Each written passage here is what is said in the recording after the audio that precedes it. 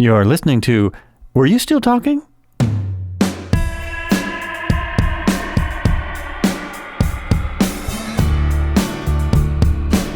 Hey, welcome back. This is Were You Still Talking once again. This is Joel, and in my studio, I have George Siegal. Not the one you may have seen on some sitcoms and hit movies, but in the business anyway, as a documentary filmmaker. It's actually one of the few people that I'm repeating because I really am interested in the subject that he's talked about, and because I just had his sister on the podcast. And it's a small world. It's a really small world. We live on different coasts, but sure enough, I ended up interviewing his sister Jill just 2 podcasts ago. And today we are going to talk about his latest documentary, which you really want to listen to. You want to listen to this podcast first, and then you're going to want to see the documentary. And this is Built to Last, Buyer Beware, about what you need to know about buying a house and more. And much more. Buying or building a house, if you're able to build a house. I watched a video a few weeks ago about a guy building a house out of rocks in the woods. That's not what this is about, but it was very interesting. That's certainly a choice. Welcome back to the show. It looked like a very sturdy house. I mean, this guy's a craftsman.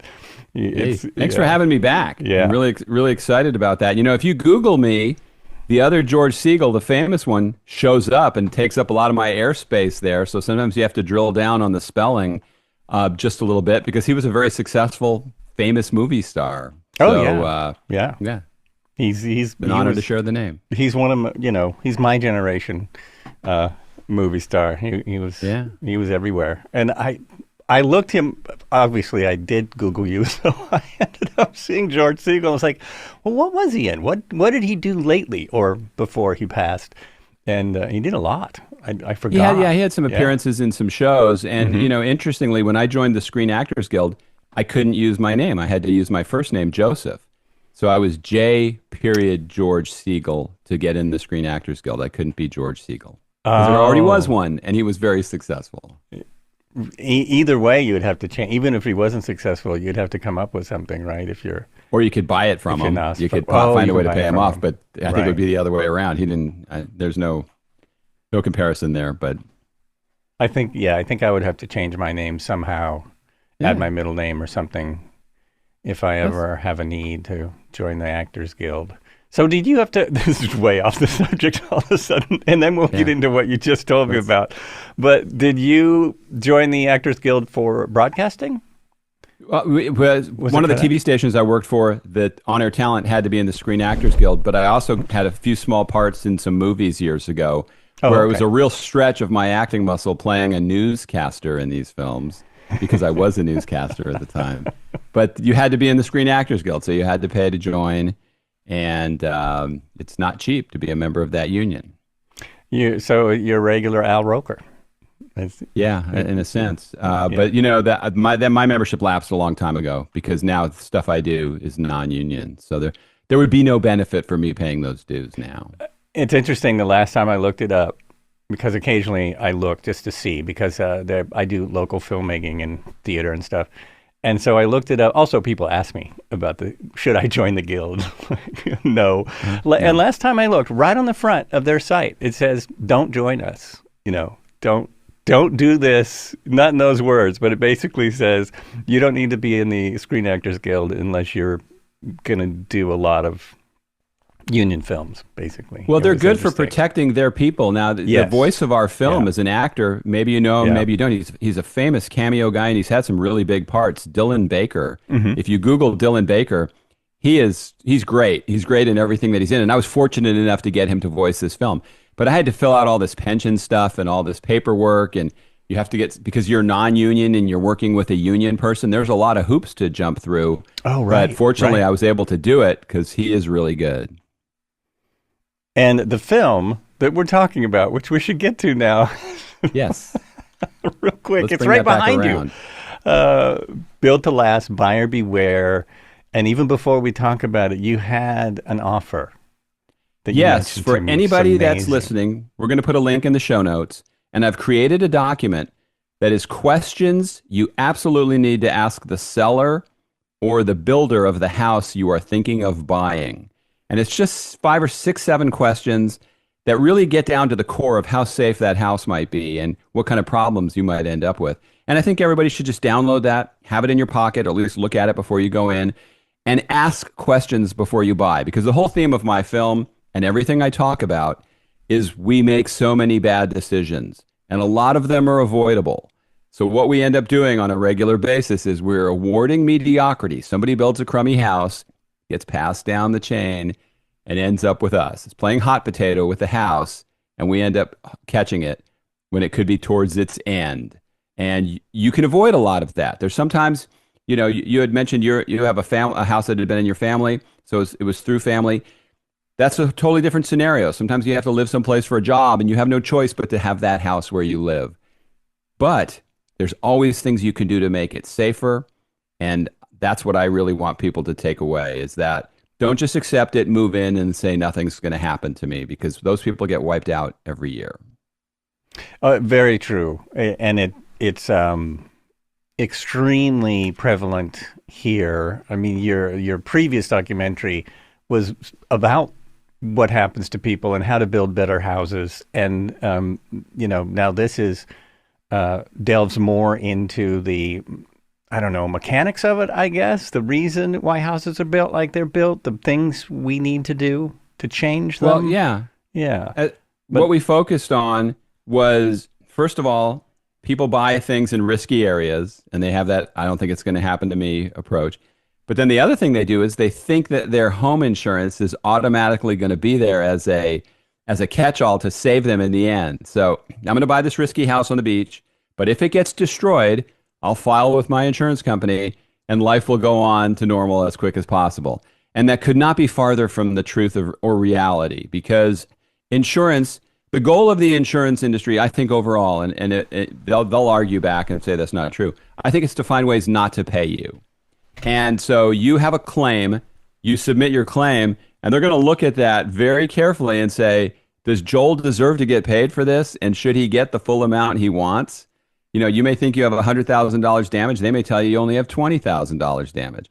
So it's not a slam dunk. So my point is, don't put all your eggs in that basket. The analogy in the film is you're taking all your money, say you put it in a duffel bag, you walk into a casino, and you slide it in on one spin of the roulette wheel. And we have a roulette wheel in the film, and it starts spinning. And as you get a closer look at it, you see all the things that can go wrong for owning a house. Things from fires to earthquakes to tornadoes to hurricanes to floods, mold, all these things there. And there's one little tab on that wheel that says happily ever after. So the odds of hitting happily ever after are pretty small, and the odds of other stuff going wrong is pretty big. So the question is, are you willing to bet everything? If your answer is, yeah, I don't care, then don't listen to anything I'm saying. Yeah, and that doesn't even, what you're talking about is the big stuff. As a home, this is my first house, even though I tried to buy in California, it didn't work out. But this was my first house, so I just love being in a home. It's very nice to be in a house, but those are all the big things. What you don't think about is the little things. The fact that there's a underground spring running under your house, and backyards might flood every year. The fact that your water heater will break. It doesn't matter how old it is, it will break. And if it's brand new, there's a good chance it'll break for very long. Your refrigerator's gonna break, your stove's gonna break. All these things, that's part of it too, that no one thinks about when they buy the home, and the landlord doesn't come along and help you with any of this. We also came from one of the nicest landlords ever. So coming from that to, no, we're on our own here. I mean, we're What city are you in? We're in Eugene, Oregon. Okay. So It's actually the rent protection here is pretty good. The landlords always complain about it. And the building codes now are very good. When my house was built, they weren't the same, but they just had better wood. And they built, it's literally a better house than what I see going up. Just the fact. Have you ever read your insurance policy? It's stronger. I've read it with the help of my agent, because my insurance agent, I think, is some kind of saint. She works for Horace Mann, which used to be a nonprofit that was about insuring educators. And it has now gone to a for-profit, but she still treats us as if, we need to know everything. And she told me something that I don't know if this comes up in your movie yet or not, but she said, take pictures of everything. Yes. And if you don't have an inventory, do an inventory. If you don't have an inventory, take pictures of everything. And if you don't like the cloud storage, like I don't, put it up there anyway. Store it on the cloud in case the worst happens. Then you have a record, because I think you were getting to it a little bit. If you have a partial loss, they're only going to pay for what you can show you have. Right. And you have to prove it. It's not just going to say, I had a big screen TV. I swear to you. If they can't see it and understand that that's what you have, they're not going to pay you for it. It's not like the old days. You and I could probably relate to this, when maybe your car got broken into and you said, I had a box of cassette tapes in the car, and the insurance company would just pay you the $75, so that would help eat up your deductible. Not the case now. Also, where you live, I would wonder, is there exclusions in there for volcanoes? Is there exclusions in there for earthquakes? You want to know what the hazard is in your area, and then does your insurance even cover it? Where I live, there's a lot of sinkholes in Florida. Mm-hmm. And in almost every insurance policy, it says sinkholes are not covered in this policy.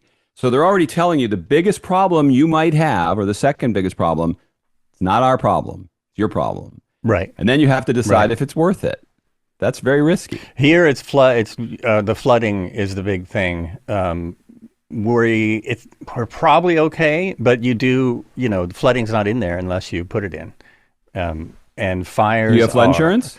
I don't, but we are far enough from a flood zone that I'm not sure if we need it. It's very expensive. So we've kind of gone back and forth with our agent about that, whether we need that or not. It would have to be a very strange circumstance, which couldn't possibly happen because weather is very predictable and it never changes, right? That's true. You could predict months and years in advance. We had 2 years ago, we had two hurricanes back to back. We had Helene and Milton. Yeah. Now, Helene was way offshore, but it caused a storm surge. So the water came pushing in from the Gulf, and it was 4 feet away from my front door. We watched the water rising. The mailbox was underwater, creeping into the garage. We could have been completely screwed by that. Then Hurricane Milton came a week or two later, and the problem with that hurricane was there was 21 inches of rain. So the water was from flooding inland that pushed the other direction. And I have this in my driveway cam. You see the water flowing one way and then it's flowing the other. And so what we learned in Hurricane Milton, a lot of people who thought they weren't in a flood zone, because there was so much rain, the storm drains backed up and their houses flooded. Oh, yeah. If you don't have flood insurance and your house floods, you're not getting anything. And so when you talk about that spring that might be running under your house, I would want to have an understanding of, if my sump pump goes out and my basement fills up with water, or part of my house does, do I have coverage for that? Is that considered flooding? If it's considered flooding, you need to have that policy. And then the best reason to look into it, and I don't know if it changes because I live in a flood zone and our rates have gone up over the last few years, but not enough to make it unaffordable. The question is, if you're not in a flood zone, it's usually a lot less expensive than if you are in a flood zone. So my feeling is, and I preach this, I think everybody should have flood insurance. Because the bottom line is, as Brock Long said in my last film, The Last House Standing, he was the FEMA director, he goes, if it rains where you live, your house can flood. And that has always stuck with me, because I hear stories all the time of people who think they're going to be fine. There's no way water's getting into my house. And then something happens in the area, water ends up in their house, and they don't get anything. And that's a problem. That is a big problem, and that's really good advice. And I think the other part of that is, if it doesn't rain in your area, something's very wrong. Well, you could live in Arizona. It still rains. You could live in New Mexico, where it rains every now and then you could have flash flooding. Exactly. There it rains. The big flood problems in places like that. Yeah. But the other problem they have is dust. So the question is, when you have a dust storm, are there exclusions for that in an insurance policy? I mean, there's all these things you have to ask is what is my biggest hazard and will I be covered? I'm not fully sure because I don't live in California anymore what the deal is for earthquakes and coverage. I used to remember you had to have supplemental insurance for a lot of things that could happen, perils from earthquakes. So it's not a slam dunk just because you have that policy, and you're lucky to have an insurance agent who gives you good information. Most of the people that are insurance agents that I've dealt with over the years are very good people, conscientious, they care. Ask them questions. That's their job to explain it to you. The ones we don't have the best feeling about are the owners of the company itself that don't want to pay you, that don't really care about you. You're just a number to them. And I'll give you the best example that happened to me recently. We went to switch our homeowners insurance.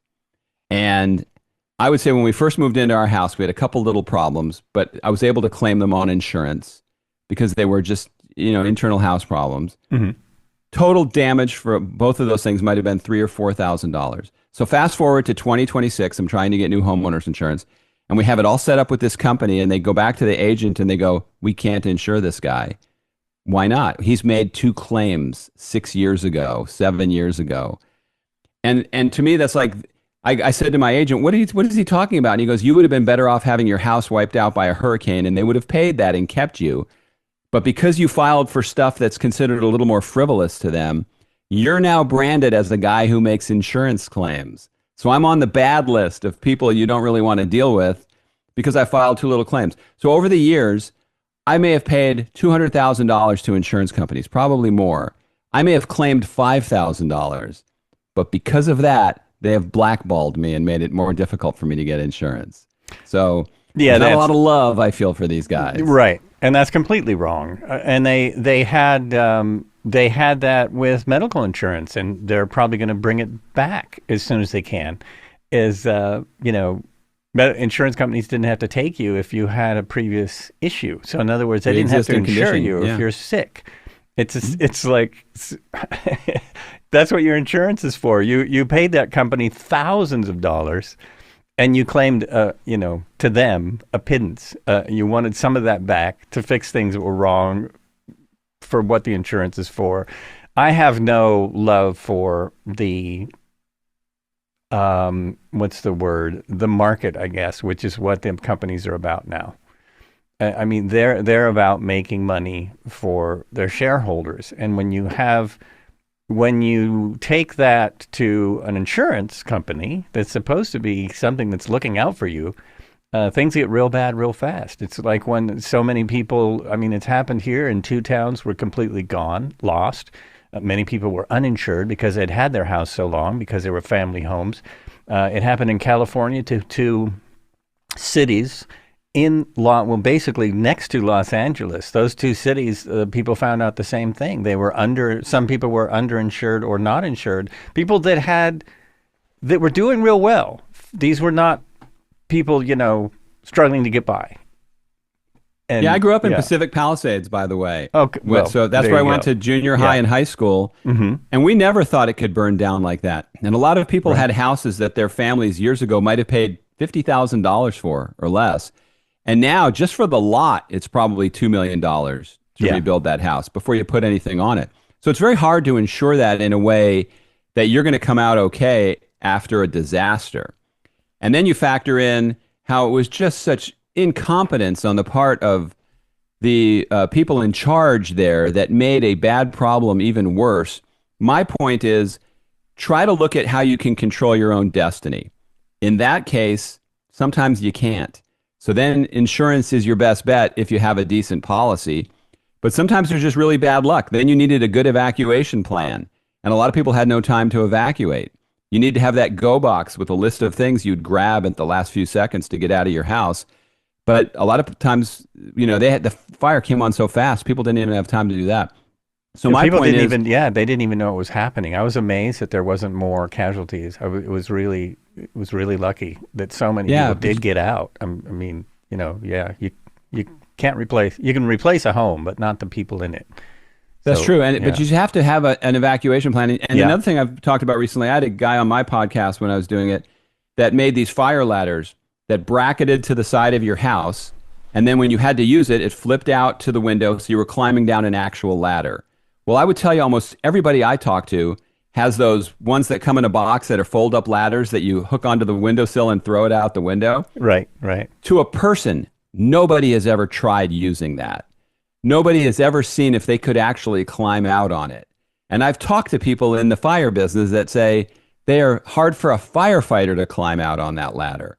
So if you're living in a fire zone and that's your plan to get out of your house, you're taking a huge risk. Now, it could be just as dangerous on a sunny day practicing with that, because that's rickety, it's flimsy. If you've ever had one open up just upstairs and then you try to fold it up again, it's like a Rubik's Cube. I mean, you have to be pretty sharp to be able to pull that off. So my feeling is anything involved in your planning, if you think it's something that's going to save you, practice using it. If you have flood panels for your house, practice setting them up. If you have an evacuation plan where your family's supposed to meet, have a family fire drill and practice it. Practice gathering things up. Practice, do that inventory. Walk around your house on a sunny day, take pictures of everything, have clear records of everything you have, because the people that are organized are going to get pushed to the front of the line, because the person is like when you go to your accountant. If you go in on April 13th with a shoebox full of receipts versus the person that hands them a micro card, a little mini drive with everything organized on there, who's getting their taxes done quicker? Yeah, yeah. And that's totally true. And it's interesting you say if you live in a fire zone, the people in Palisades, I mean, all of us think we live near a fire zone, because that had never happened in that area before, in the middle. That's kind of in the middle of Los Angeles in a way. It's in the city, and everyone just somehow thinks that's not possible. And things have changed now to where, that was a very unprecedented weather event, right? That was very unusual, and it moves so fast that the homes are just gone in a matter of hours. A neighborhood was gone. And well, those Santa Ana winds are crazy. They start blowing. Yeah. And what the way that was built, though, the most shocking part is that the town itself burned down. Mm-hmm. Because when I was in college, back in the late 70s, there was a big fire in the hills, and our roof got a little fire damage from it. But as people are growing in that area, they're building deeper and deeper into the canyons and the hills. That's what happened in Malibu when they had the fires every year there. So people are now moving into riskier areas with trees and brush all around them. It gets very dry there certain times of the year. And then when they do have rain, that growth, the undergrowth gets really thick, and that stuff burns like crazy. If they could have spent $10 million, $50 million sending crews of people who needed to work up there to clear brush, and they would have been better off than the billions of dollars it's going to take to fix that problem. And the places, as you said, that we never thought would burn. Some of them were a little more predictable, but it was really unbelievable to see that. The house I grew up in, we didn't own it anymore. That burned to the ground, and a lot of houses around it that people I knew. So it's very unfortunate, and a lot of them are going to have a very long road to recovery. And it kind of made me realize, because I always think, well, the forest is really, it's not like we're on the edge of town. A fire wouldn't go burning through our neighborhood, but we're in a very similar situation. And every year we have more hot, dry weather, and every year we have bigger fires. And if one started in the wrong place, it could. I mean, I was comparing that neighborhood to ours, and it's like, that's a huge part of our town. We have lots of big trees. And those tend to burn, and they can blow down. If you ever have an ice storm, the branches tend to fall off. Yeah. But, you can get fires where you're not expecting them. Like where I live, the power lines between our house and the house that's in the yard behind us, the power lines run between the 2 yards. And we have 2 big palm trees back there. And during one of the hurricanes a few years ago, the power line was blowing around, and it was arcing and sparking into the palm tree. So I called the power company and said, oh, my goodness, something bad's about to happen out here. And, of course, it was during a hurricane, so nobody's going to do anything. 2 weeks later, they come out to look at it, and they see all the singed leaves on the palm tree. And the guy said, you're lucky that didn't catch fire, because when palm trees next to houses catch fire, the house catches fire. Right. And your entire house can burn down from that. So I said, so are you guys going to cut the tree back away from the line? And they go, well, we don't think it's bad enough to do that. And I go, but it's singed in a hurricane. It could have caught fire. It is as bad as it can get.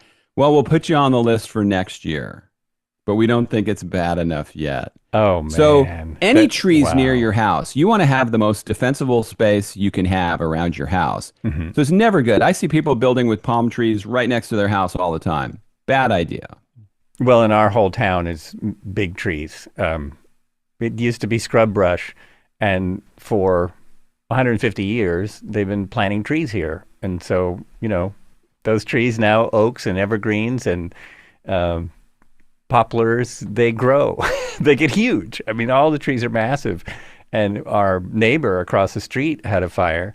It turned out he burned his own house down. But when he had that fire, it's like the entire fire department showed up. And one of our neighbors told us when they were done, they put it out very quickly. It didn't even get through the whole house, but it destroyed the house. But my neighbor was saying, well, they all showed up like that because it's really dry right now, and they're very worried about, having a major event here. And it was like, oh, that's scary. And what people don't realize, too, is if you're the only house on the street on fire, the water pressure will be pretty good, and you can have a good shot at fighting it. Mm-hmm. If every house on your street is on fire, water gets up down to a little trickle dripping out of the faucets because everybody's using water at the same time. And so it may be very difficult to put out a fire at that point other than the truck, or if they're able to get to the hydrant, depending on what the weather conditions are. So it's one of those things that you really have to, disasters test resources, and what's available to help you at that time can be pretty much depends on how your future goes from there. If they can't fight the fire, if there's a one-car pileup on the one-car accident on the highway, your insurance will probably be helpful. You'll get help right away to tow you. But if there's a 150-car pileup in a the big fog bank, and now all that mess has to be cleaned up, it's a lot bigger deal. Now, if you're the last car in the pile, you may not get taken care of for days. So everything depends on the circumstances of the disaster around you. And that can determine your fate going forward, whether you're wiped out or whether you dodge a bullet. And there's less and less resources, unfortunately, now. There used to be more things like FEMA. I'm not sure how well FEMA is going to do in the next disaster because it's, I'm not sure if it'll be there. They're in a tough spot. Yeah, they're in a really tough spot. I've met a lot of people from FEMA. They came to one of my screenings in Virginia, and I've met them through the film and at different conferences that I've gone to. And they get a really bad rap because they're the ones that are called in after the disaster. First off, you're coming into an environment where nobody's happy. There's no good outcome for a lot of these people in those disasters. And then FEMA's there to say, oh, save us. And that's not really their job. They're more of a Band-Aid. So they have a very tough job to do. And, without getting into any politics, I think people know that their importance. Deep down, we know that they need to exist and they're there to help people. And hopefully that continues to be the case because after a disaster, just getting a little money so you can get some food, helping relocate temporarily, but they're not a solution to your problem. They're not going to fix your house. They're not going to pay for all your damage. Most people in a hurricane zone, you have a 2% deductible. So if you're living in a $500,000 house, the first 10 grand of damage is coming out of your pocket. Wow. That's expensive. Yeah. And so, FEMA's not going to cover that. FEMA's not going to bail you out. They can be a huge resource and help get things focused and centralized and come in and be a bridge, but they're not a long-term solution. And, your best long-term solution is to make sure your house never has that problem. Well, and getting back to this, practicing, that sounds really like a good idea. It's like you have fire drills when you're in school, but you completely forget about that as you become an adult. We should probably be practicing putting our pets in a pet container and see how long that takes. Because it might be impossible if there's I had some flood experts from floodproofing.com in my film, and they were talking about how a business will buy flood panels to put up before a hurricane arrives, and if they do that properly, no water will get in. So they buy them, 2, 3, 4 years goes by, Maybe they've had a change in management. Maybe different people are working on the crew. They don't know where all the panels are. Whose job is it to set them up? So then the storm comes in and they don't deploy their resource that they paid for to protect them from the water. And then they end up getting really bad flood damage. So no matter what you have, you need to practice with it. There should be an annual drill. I think that should be a requirement. You know, they always do Hurricane Awareness Month here in May. Mm-hmm. There should be a preparation day, a practice day, where everybody's encouraged. If you have flood panels, put them up. If you have an evacuation plan, do all the things to prepare so you're ready. You know, have a list of hotels you might be able to call and go to if you had to evacuate your house. A lot of things can be done. It's very hard to think of those things in the midst of panicking. Right. You know, right. If I said, Joel, you got 10 minutes to grab the most important things out of your house, I bet you'd spend the first 9 minutes thinking what you want to grab. Well, actually, I do. Because I'm close to people who've gone through those tragedies. I know what I'm going to grab, and I know I'm not going to worry about too much. I mean, phone keys, wallet, that's literally what I need first. So I know right away. One thing I always think about is, do people know how to open their garage if their power's out? Because I like to keep my car in the garage. And I do know, just because I've had the house a long time. So it's something you should think about. If you're whether you own the house or you're in a rental, figure out how to get out if there's no power to your garage door. It's very simple. And if you go examine your garage door, you can figure it out. But I'm always thinking about that. Like, okay, because the worst thing that's happened in the last 5 years is we had an ice storm, like you were talking about. It sounded like there was gunshots going off all night. And then the power went out for 7 days. And it's an ice storm. It was really, really cold.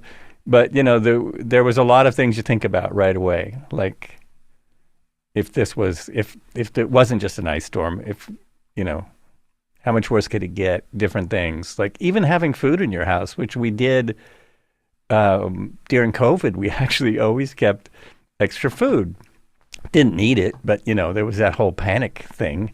And now we kind of think about that. Keep a little bit here of when extra people food. are panicking before a disaster, they go out and buy milk and eggs. And toilet paper. And bread. And it's like, okay, I get the bread. That'll probably last through the storm. But if your power goes out and you don't have a generator, the eggs and the milk aren't going to be worth very much. Right. And as we learned during Hurricane Milton, we bought a generator when we moved into our house. We bought one of those Generac generators. You've probably seen the commercials where you can do laundry during a storm. But what they didn't tell us was there's so many generators in our neighborhood that if everybody turns their generator on when the power's out, you may not be able to get enough gas to run your generator because the entire neighborhood didn't have enough gas pressure for it. So the one time in 8 years that we needed our generator, it did not function properly for our disaster. Oh, no. And I know that city officials, people knew there wasn't enough gas pressure. They're just not the kind of information you're going to share with people. The salesman of the generator is not going to go, oh, by the way, this might not work if everybody else is using theirs. But here, write a check and pay for this. Oh, so nobody's going to tell you that. So I would encourage anybody that's getting one of those things, ask some questions, call the city, find out how much pressure is running through your gas line to your house. To the credit of People's Gas, where I live, they fixed the problem, allegedly. Oh, that's great. They increased the pressure. People complained. They knew they had a problem. And there's nothing I love more, and I'll call it out and be proud to tell people about it. These guys allegedly stepped up and fixed a problem. We haven't had to use it since then, so I don't know what will happen. Mm-hmm. But that sound of, when your car runs out of gas and then you try to turn it on and the carburetor just can't get enough gas to just not get enough. That's what it was like with the generator. We'd be sitting in the house, everything's comfortable. Somebody would turn on the microwave or somebody would flip on a ceiling fan. The generator would go off and then it would take 15 minutes to start it up again because you're fighting for gas with your neighbors to see who was going to get it. And that's a miserable experience because that's the one thing I consider myself very prepared. There's no way I saw that coming. Right. Right. How are you going to see that? And yeah. It's interesting because they are advertising all these new electric vehicles. Well, not all. Some very expensive new electric vehicles with optional plug-in for your house in case your power goes out. And I'm like, okay, if you can get 300 miles out of your car driving on the road, how many hours do you think that's going to be worth plugged into your house? It may work. Yeah, exactly. That's not good. That's what I was thinking. Just like how much energy is that gonna? How much is that gonna help? I guess. I drove a Tesla for 4 years, and I couldn't get rid of it. Normally, I don't keep cars very long, but right after I bought mine, they dropped the price $10,000 to bring in new customers. So I was kind of stuck with this car for 4 years. And what I learned is you don't want to have those in a storm if you have to flee. If you have to leave your area and run, electric vehicle is the last thing you want. Good luck finding a place to charge that on a regular day, let alone a day when everybody's running to get out of town. And there's a lot of risks to those in terms of what they, they tell you if you tow a boat or you tow a couple of jet skis, you may only be able to go 100 miles. So imagine plugging your refrigerator into it. How long do you think that's going to last? And a microwave. Maybe it'll be great. Right? Maybe it's not, but give me a good old gas vehicle any day of the week. I feel safer. Oh no! Now you've just totally destroyed my argument for electric vehicles. You definitely. My wife will be happy to hear all this. Well, tell me in California how they could have that electric car mandate in a state that can't get enough power that during the summer they have to shut people's power off, revolving around the state. Well, then the power grid's not good enough. That's only going to get bigger because the companies want it for their computers. They want to power massive server farms. So the power problem is going to be bigger. We have a plug-in hybrid, which I absolutely love. But this is why my wife didn't want to get a fully electric car. And you're saying she was right. She was absolutely right. Yeah, and I love the technology behind it. I think it's a great idea. I wish they could have little panels on the roof so they could get charged by the sun, or other ways other than having to plug it in and trickle charge for 12 hours at your house, or find a rapid charger. I mean, there's a lot of things that are inconvenient about it. I know Tesla people, they love stopping to charge because they like to talk to other Tesla people. Oh, that's fine. I don't want to talk to you if I'm charging my thing. I want to stop, busy. Go to the bathroom, get back in the car. That's a 2-minute stop, maybe, not a 30-minute stop. That is, I do like having a hybrid for that reason. I have an electric car all over town, and then if we need to go further than 40 miles, then it's a regular hybrid, and it's. I definitely like having to not, it's so much better than having to stop all the time.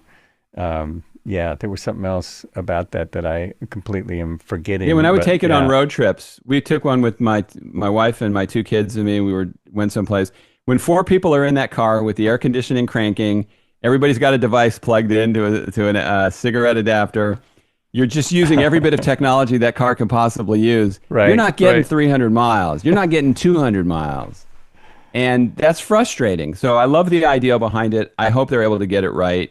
But when you live in an area like here where they say if your car's in your garage and you have flooding, your house is going to catch fire because your car could catch fire. And houses did burn down here because of that. They left their Tesla in the garage and it flooded. That was very scary. I mean, I can't even imagine going through insurance and figuring out who's going to pay for that. Right. I don't think they're going to have, we'll take care of that. Sure, no problem. I don't think so. Probably not. Not. Well, that's why Tesla has lots of lawyers. Yeah. And it's interesting because I always thought those battery fires were pretty much made up. Like there are very few and far between. But then I learned more about what the batteries are, and they're just regular AA batteries, basically, and put together in a series. So those short out because of how they're designed, and that's what causes the fires. And and that's why you have to look into. I mean, you can't be a tinfoil hat person where you look into everything and there's a mystery behind everything, and you got to be scared about everything. But there's just common sense things we can put into decisions that we make that might make us make better decisions. And so maybe if you're living in an area that has certain things, an electric car is not for you. There's a house down the street from us that they built on one of those little canals that we have running through South Tampa. Mm-hmm. And that house flooded 3 times before they tore it down and built a new house there. So now people finally bought this after months. I don't know, God knows why they bought it. Every time it floods on that canal, their garage is going to flood and it's going to get water in it. To me, If you look at the history of an area, if it's been having flooding in the past, think twice about moving there. It's great to live right by the beach. But sometimes if you live 20 minutes from the beach, you have a house to go back to after a major disaster. If you live in the woods, maybe you live next to the woods. Maybe you live a little further away. I mean, think about what your risk tolerance is, especially for older people. People that are retiring. You may retire to Oregon because that's where you've always wanted to be. Understand how safe you're going to be after you've made that decision. And I think a lot of times we just do things we want to do because we're at a certain stage in life. You move into an apartment. You need to understand that if that building burns to the ground or is destroyed, your stuff isn't covered. They'll rebuild the building. The owner of the building has insurance, but he's not insuring your stuff. A lot of people don't know that. They think that, it's fine. It's in a building. It's a big building. It's safe. It's not. And so in any decision you make, take that extra few minutes and think about, okay, what is the other side of this thing? What might go wrong, and how is that going to affect my life? It's not always fun. You could be seen as the killjoy at the party when you're doing that. But if you look at the three little pigs, which pig do you really want to be? I like the guy with the brick house. I mean, the other two were kind of flighty. They had problems. Fortunately. Now, wait a minute. Have you ever looked into the straw bale buildings? I'm going to pass on that one just because of where I live now. And it looks like a lot of the houses they build around me look like they're built out of straw because they're using a lot of wood. Actual straw bale construction that started hundreds of years ago is fireproof, which I found out working with people in the not the Midwest, Southwest. In the Southwest, you can build a straw bale house because it's dry enough. It's not something for Florida. It's not really something for Oregon. But the walls are like, they're 5 inches thick and air can't get in. And then you cover them with adobe and you've got a fireproof house. So I always thought that was interesting what I learned. There's creative ways to do a lot of things. But you want that to be in the right environment where it has a good chance of surviving, But that's why I say when I see so many people building with a lot of wood here in Florida, we know we can get hit by Category 4 and 5 hurricanes, but the building code isn't strong enough to survive that. It's only up to a Category 3. South Florida has the toughest standards. They build to withstand a Category 5.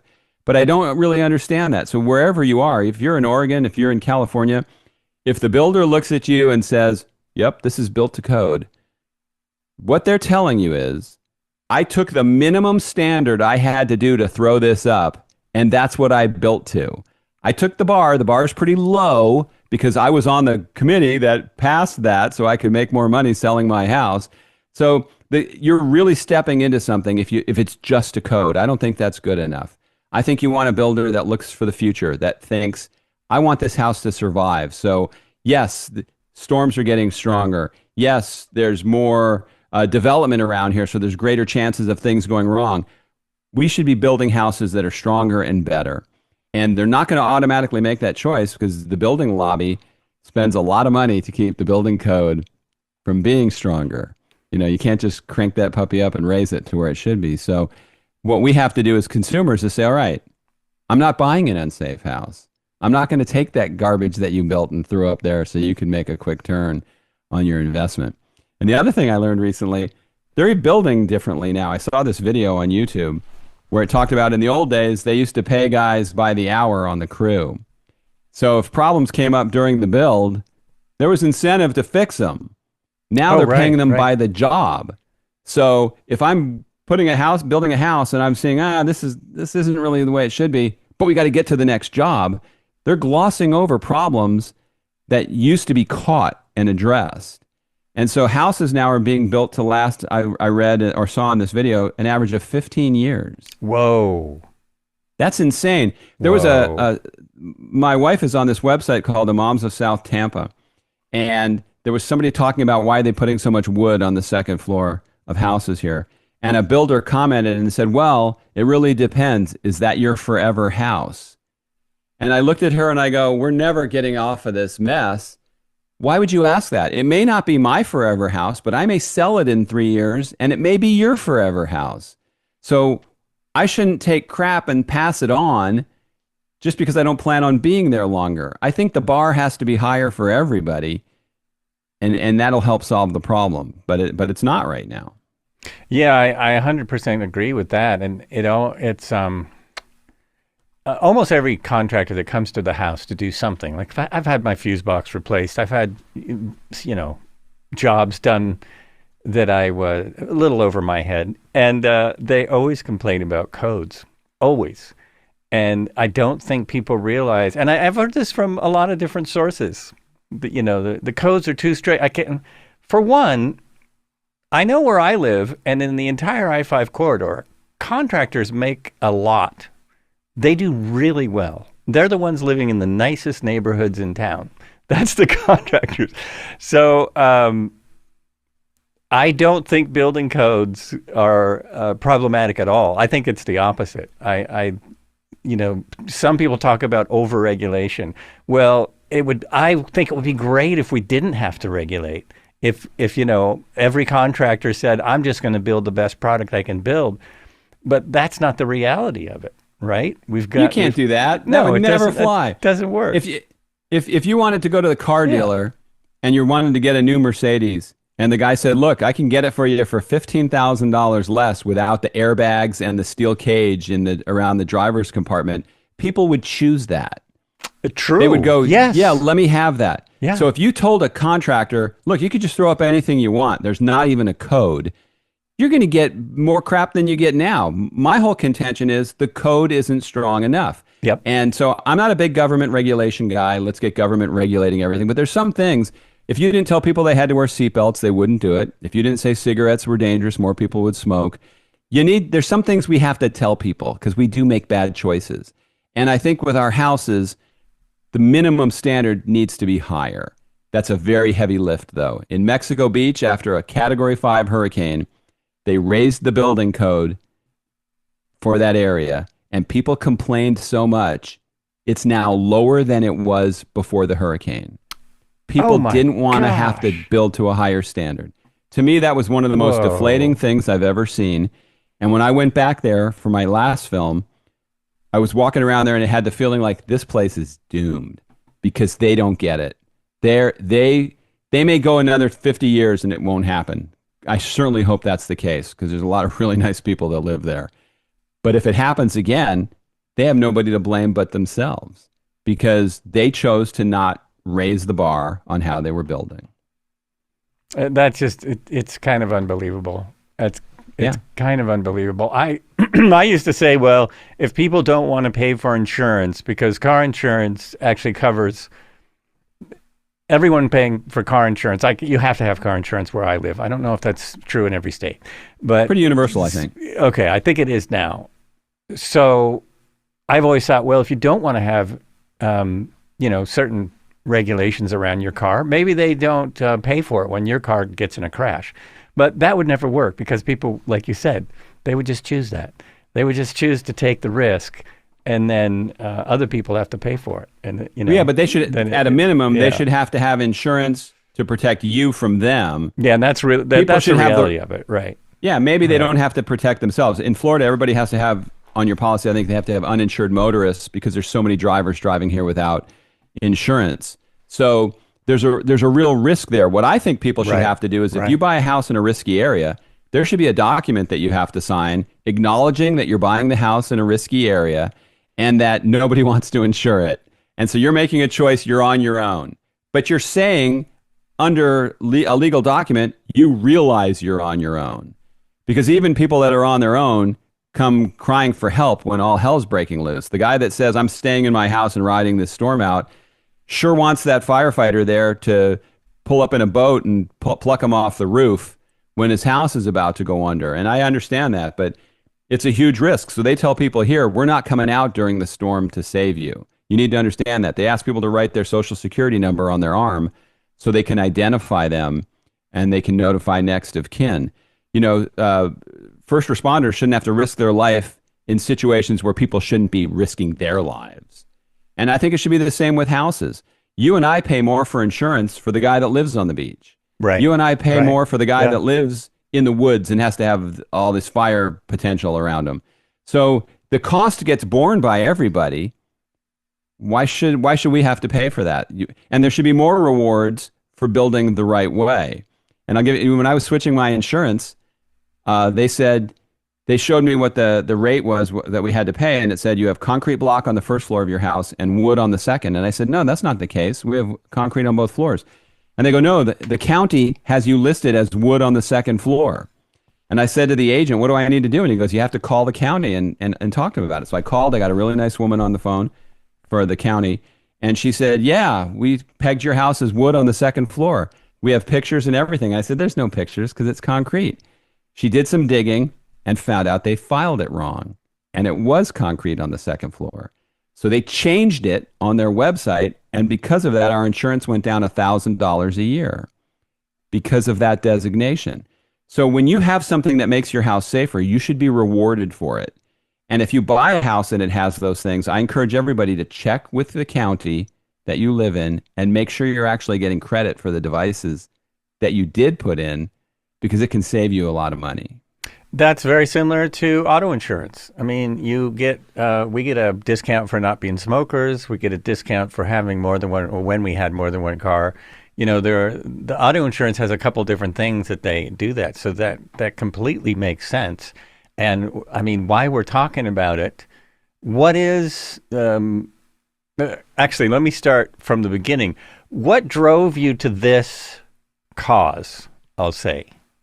As I've been a homeowner over the years, I've noticed how poorly the homes I bought were actually built wherever I was around the country. I was also in the news media, and I was a weatherman, right, and I was a reporter. So I covered a lot of stories about damage from storms and people that were damaged in them, that their lives were ruined. And it's heartbreaking. No matter where you are in the country, if you took the disaster, what it was out, and just had an interview with the victim of what their life is like, it's the same story in every town. They didn't think it would happen. They weren't prepared. They were lucky to get out, but now they lost everything. And it's awful. Whether you're rich or poor, losing everything in that disaster still messes up your life. Some have a faster road to recovery because they have more means, but you still lose everything. You don't get the heirlooms back. You don't get things back that really might really matter to you. So I just got tired of seeing that happen, and I wanted to come from the point of view of how do we stop that? Mm-hmm. And as we've been talking, it's very hard to get the people at the top to change things to make it better for the people at the bottom. So the people at the bottom need to do a bottoms-up movement where we just stop rewarding mediocrity. We stop making bad decisions. And that's an easier fix as far as I'm concerned. I'd like some sponsor to come along and say, we're going to start marketing to people, make better choices. Here's things you can do to not make bad choices on the property you're buying. That could be huge. That can make a major difference. You know, the cost of fixing something before it breaks is a lot lower than fixing it after it breaks. You know, being prepared costs a lot less. The mitigation in the front side is a lot cheaper than rebuilding your house after it gets destroyed. And for some people, it's a 3-5 year process. You know, in Hurricane Helene here, every one-story in my neighborhood pretty much flooded. And so they're all getting torn down. They're putting up big new houses in those areas. Some people are just fixing their house and moving back in. And it's been 2 years and they're not back in yet. That's pretty unsettling if you have to live someplace else for 2 years. I can't even imagine what that's like. So do everything you can to make sure that doesn't happen to you. And that might mean living someplace safer. And that is really hard for us to imagine. I mean, I think about having to move sometimes, selling my house for one reason or another, because I can do something with the money. And then I think, well, then where am I going to live? If I have to buy a new house, I'm in the same position as I was. And I'm in an area that doesn't have housing. Like it's crowded.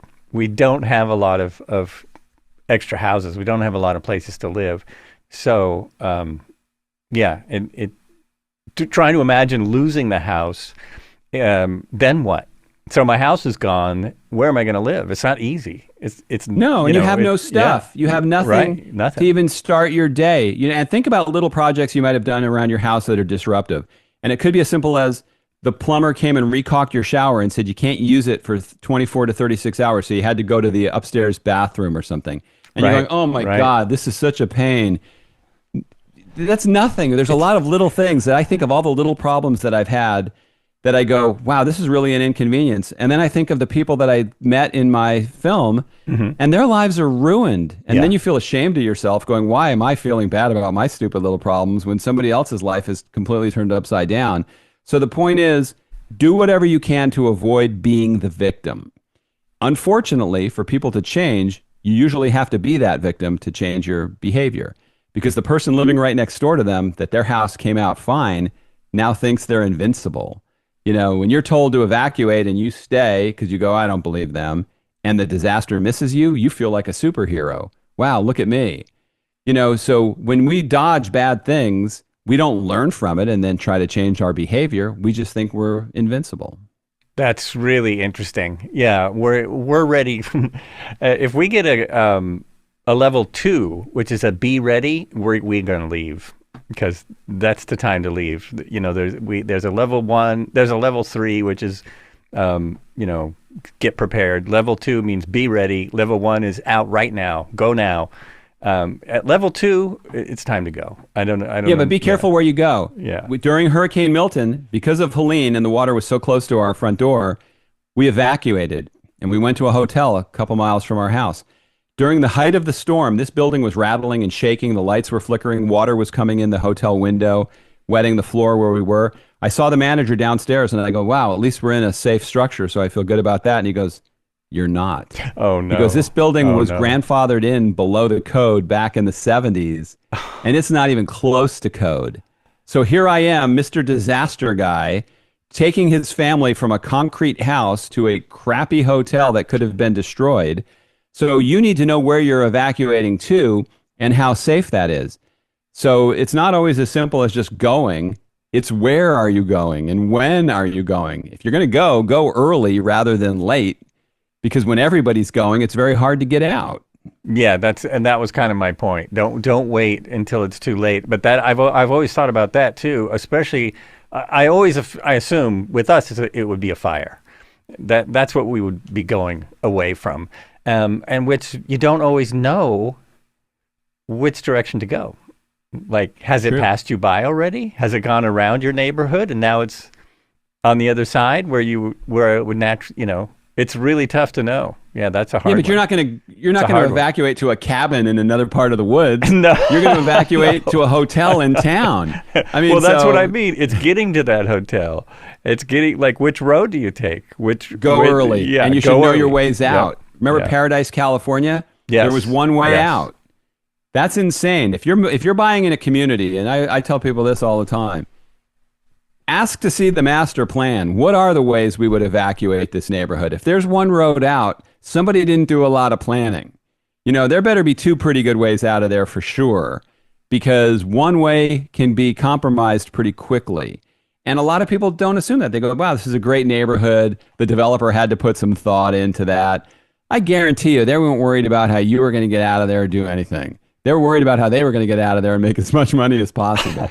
That's a really interesting point, because I always check when I go to a hotel. I just I've had to evacuate once. Middle of the night, alarm went off. There was like a kitchen fire or something, but it's really scary. So now I always remember that, and I always look. So it's the same thing in your neighborhood. Yeah, you got to think about that. Yeah. What are your ways out? What would it be like if everybody was leaving at the same time? Mm-hmm. You know, that's what happens that happened recently it was Ireland or somewhere, where everybody was trapped in a bar that was underground below. There's a basement bar.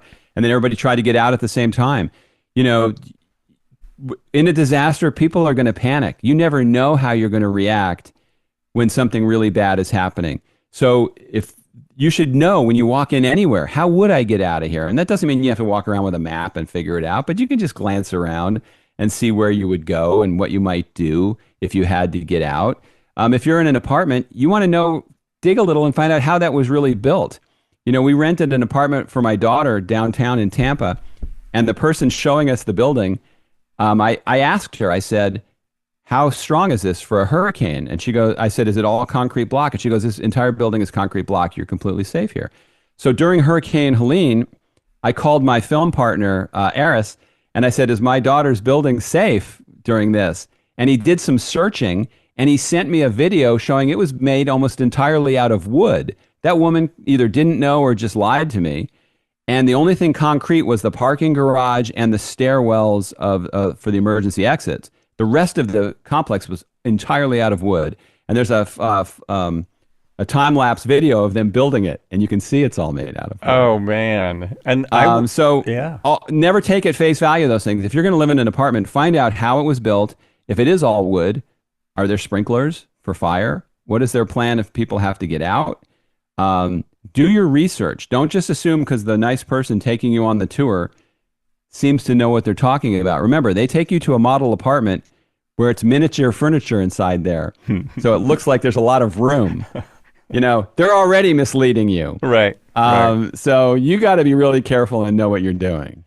That's kind of like when they put the pictures up with the fisheye lens. This place is huge. Yeah.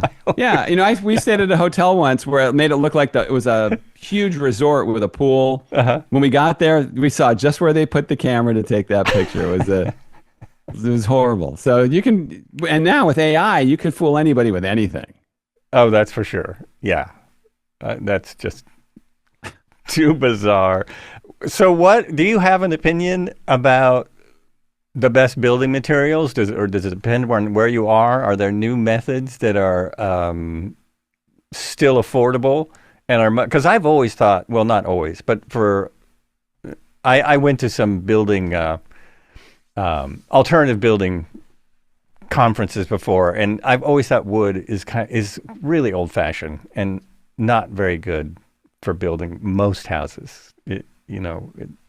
I'm a concrete block guy. I believe concrete block is the best, or ICFs. I would lean towards technology that has a better wind rating, a better fire rating, a better mold, a better termite, better survivability for disasters. If water does get in, what's going to happen to compromise your walls? Wood rots, it gets weaker. The wood lumber they're using now is not as good as it was years ago. And so I would tend towards that. And a problem a lot of people do is they save a little money building that house. And maybe you save $20,000 by doing wood on the second floor. Because remember, the cost is for framing the house is what changes. People just want those bump outs on a house. They want different depths and definition. Right. On a concrete house, the weight has to be supported on the second floor. I would rather live in a house that was all concrete. I would never buy a house with wood on the second floor. And it's not because I'm an expert and I have an engineering degree. It's because every expert I've ever talked to has told me that, including my partner in the film, who walked through my house and told me all the things that I did wrong. So the important thing is I want the sturdiest house possible, and I think that's with some type of concrete that house is going to be very difficult for that to go anywhere. So that's what I do have a favorite. Right. And I'm not a fan of wood. I like wood going into the woods if I'm staying in a cabin for the weekend. Yeah, that's nice. That's about it. That's about it. And now they have this new technology where they're building concrete houses with 3D printers. Have you seen that? Yes. Is that being used? I've heard of that. I've seen videos about that. Yeah. Pretty cool. It looks pretty pretty They put neat. it together like Lincoln blocks when you're building it out on the job site. I want to know how much concrete you pour inside that. Where is it getting the weight other than just having the blocks? Are they filling them in? Well, in the video, it said it was stronger and cheaper, so it must be true. Because it was in a... I believe anything that's in video. I mean, it was in a video. Especially with AI, it was on because YouTube, nobody would man. ever use that to lie to us. Never. No way. Never. No. Not possible. The lumber in my house is 2 inches by 4 inches. This doesn't happen anymore. I had a guy explain to me that a 2x4 is no longer a 2x4. Yeah, that they've changed years. the size. And I'll give you an example of what to detail. You can build a house. Two people can be building a house right next to each other. Take one as Habitat for Humanity, another as a builder. Give me the Habitat for Humanity house all day long, 7 days a week. Why? Because they really seem to care. They're building it with the that homeowner. Was an education to me that they're building better houses because they care about the people that are going to be living in them. That's awesome. Yeah, we have this this group in Tampa called the Tampa Housing Authority for low-income people, and we interviewed the president of the company for our film. He only builds concrete buildings for his residents. And I asked him why, and he goes, these people are already having challenges and are already struggling. I don't want them to be struggling more because their house gets destroyed or their home gets destroyed. So if he can do that, everybody should be doing that. What is he telling you? I want my people to be safe. What is Habitat for Humanity saying? We're going to put a lot of extra nails into this house. We're going to use more. We're going to put the 2x4s closer together so there's less space between them to make the house tighter. There's just a caring that is hard to duplicate. And so many times we get a crew working on a house that maybe the builder took the lowest bid subs that he could get because he's cobbling together a crew. So he's not getting the best plumber because that guy's working. He gets the guy that's sitting around that gave him a deal. He's not getting the best landscaper. He's not getting the best pool guy. He's not getting the best roofer. So you really want to know who all these people are that are part of the team and find out if he or she is using their regular people, because that has a major deal with what you end up with as a house. So the habitat stories we saw from Hurricane Michael, we interviewed some people whose houses survived just fine, and they were built by Habitat for Humanity. I think that's a great story. That is a really awesome story. It really is. And yeah, for me, I've always, if you can, find the oldest plumber, contractor, whatever their job is. It's likely they'll have more integrity in what they're doing. I mean, those types of jobs people used to be really proud of. And, it seems like that's gone away some now. Oh, you get so many sleazeballs coming out. Yeah. We had a roof problem where little water was getting in. This is one of the things that I claimed years ago on insurance. And I called 3 roofers to come out and give me estimates. One guy drives up, he stands on the sidewalk out in front of my house, looks up at the roof and goes, that's going to cost you $2,500 to fix. And I go, what's going to cost me $2,500 to fix? You didn't even go up there. You don't know where it's leaking, and you don't know what you're fixing. And he started telling me all the experience he had and how he knows. No, he just drove up to a nice house and thought I was a moron and was going to take advantage of me, collecting $2,500 for fixing nothing that might even have been anywhere close to the problem. So the point is, always get 3 estimates when you're fixing something, and read the reviews of these companies that you're having come out. If they have a few bad reviews on there, did they address them and say, we're sorry, you had this problem, here's why it happened, and here's why we're going to fix it? Or do they just have lists of problems and never took care of them? So those are little things that we can all do, but we don't want to, because we want to just get done and have instant gratification for whatever we're doing.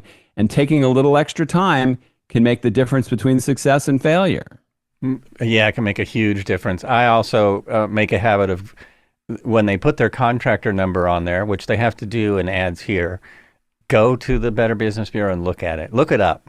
Look up that number, because that's even more revealing sometimes than reviews.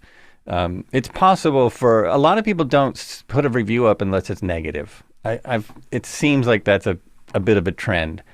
So I think it's more telling to see if they actually have actionable stuff against them, and how long they've been in business. How many times have they changed that number? That's always telling to me. When the contractor has 4 of those numbers, it's like, why? What? What'd you do? And if you're using a builder and they give you a list of referrals, walk around the neighborhood and find houses that look like yours that weren't on that list. Those are the people you want to talk to. Maybe the person that had to sue them and had to sign a non-disclosure, they could never talk about it again to get paid. That list the builder is going to give out, they're not going to give you a list of people that don't like them. I mean, those could be great houses. Right. They did a super job. Or it could be their cousin, their brother, you don't know who these people are. What I find is spend a little time in the neighborhood you want to live in and learn who the other people are and see what their houses are like and how they were built, because that's how you'll get good information. What happens here when it rains? When the builder has a problem, do they come out and fix it? Do they stand behind what they did? How good is the city to responding to things here? Call the floodplain manager for that district and talk to them. These are some of the coolest people I've met lately through my film. I've been at a couple conferences of floodplain managers. I didn't even know what they were before I made my film. These guys and women are huge resources of knowledge about what goes on in your area. Call them. They will talk to you and help you. They talk to insurance agents. One of the sponsors of our film is the Florida Association of Public Insurance Adjusters. They're sponsoring our public television broadcast. I didn't know who they were. If you're having problems in an insurance claim, you can get a public insurance adjuster that comes out that they don't get paid unless you get paid. They're kind of working with you to work with your insurance company to get a fair amount to fix your problem. So there's a lot of resources along the way in anything we do involving homes and apartments. Take advantage of them. Don't just move in because it looks nice. That's a huge risk.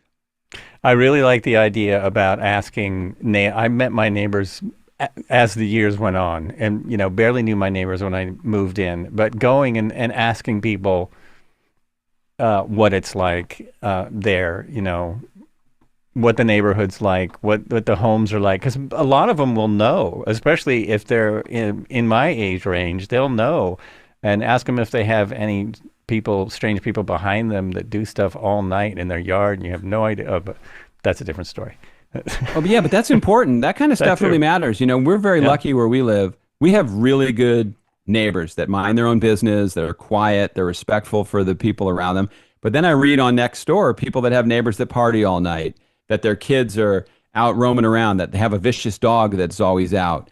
You need to spend a little time where you're thinking of living. Now, that doesn't mean somebody's not going to buy the house next to you and move in and be a total a-hole. You can't control everything. Right. But you can control things for what's there right then. And a lot of times on a relocation or whatever, maybe you're there on a Wednesday, Thursday, and nobody's around. Try to be there on a weekend where people might be out in their yards working. They might be, walking around. And just go up and introduce yourself. If nobody's nice to you, maybe you don't want to live there anyway. It's nice to have neighbors that say hi. That's absolutely, I guess that's absolutely true. Yeah. I lived in a neighborhood in L.A. that seemed questionable in Mission Hills. And I was kind of never sure about my neighbors, but they all ended up being really nice people, except for the ones that moved out and left their dogs behind. But most of them, were really friendly and, were very concerned about the neighborhood and what went on there and watchful and stuff. So that getting to know your neighbors is a huge bonus in a really good way too. It is. You never know when you're going to need them. That's true, and it's come up in my neighborhood where we've all had to communicate about different things. It's been important, and also you might get good treats on Christmas if you know your neighbors. Yeah, I try to find out the ones that cook and hope they'll invite me over to eat. But a couple of them I haven't scored an invitation on yet. But, in a disaster, if you're here, people ask you to go check on their house. Mm-hmm. If somebody smells gas and they report it, there's just looking out if somebody mysterious is going around your neighborhood and they don't belong there. If somebody has little kids and you see a car driving by, just keeping an extra eye on those kids for a minute. And making sure nothing weird happens, grabbing them off the street. There's just a lot of little things we can all do just to care more about the people around us that can make it a much better experience. But sometimes we get so caught up in everything we're doing, we don't think about that stuff. We're always because we're retired, we're always checking out what the neighbors are up to. And we hope they're doing the same.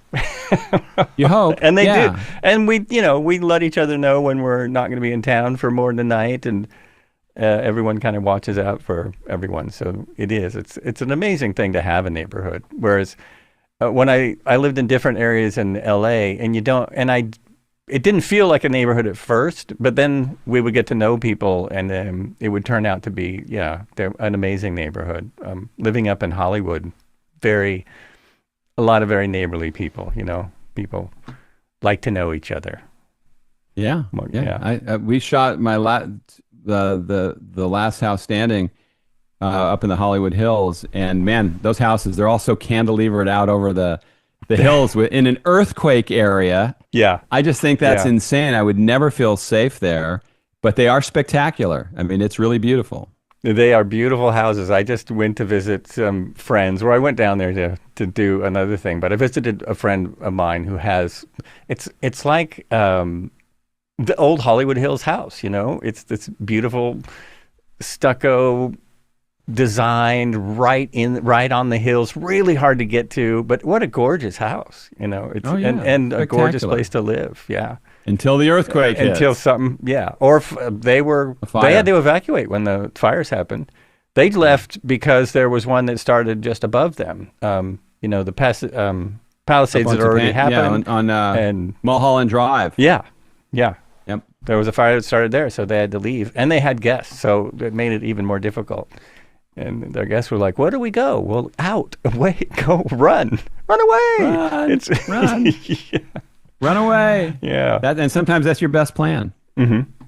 Just to get somewhere safe, right? Just to Yeah. get somewhere safe. Yeah. Wow. Well, I'm going to tell you, I really appreciate what you do. We should probably wrap it up now so I can start thinking about all the great information that I've gotten here. I really do like it. Oh, and tell me, is the movie available now? They're rolling it out slowly on public television stations, but it's hit or miss where it plays. So I'm going to give you a link to put in your show notes. People can rent the film online if they'd like to see it. And I'll also give you the link for the download for the questions you absolutely have to ask your realtor or the person selling your house. And I would encourage people to go on there and, help the poor filmmaker out and rent his film. And I think you're going to come away with information that could change your life, because nobody gets rich making a documentary film unless you're Prince Harry and Meghan Markle, and people will pay you to do nothing. It's a labor of love, and Not you do even it because Ken you Burns care. Gets rich making his films. Well, some people do. There's a certain echelon that are very wealthy and successful at doing it. But the rest of us do it because we care about something. We have a passion for something, and we want to share something that we care about. And I really care about this, so I hope people will watch and take note and make changes that could keep them from losing everything. Me too. Documentary film, I think, is a really important part of filmmaking, and you do a really good job at it, and you know what you're doing, and so go watch the film, everyone, and I hope it gets released wide, very, very wide, so people can. It's important that people see this kind of stuff, so I hope it gets out there more and more and more, and maybe in some small way, my little podcast can help somehow. So thanks you so much for wood. being on. I just knocked on some wood. All right. There we go. Thanks for listening. This has been, were you still talking? This is Joel, and my guest has been George Siegal. And look at the show notes for the links we were just talking about. And as always, I like to say, be good to yourselves. Check into your home, indoor apartment information, and be good to each other. Thanks for listening.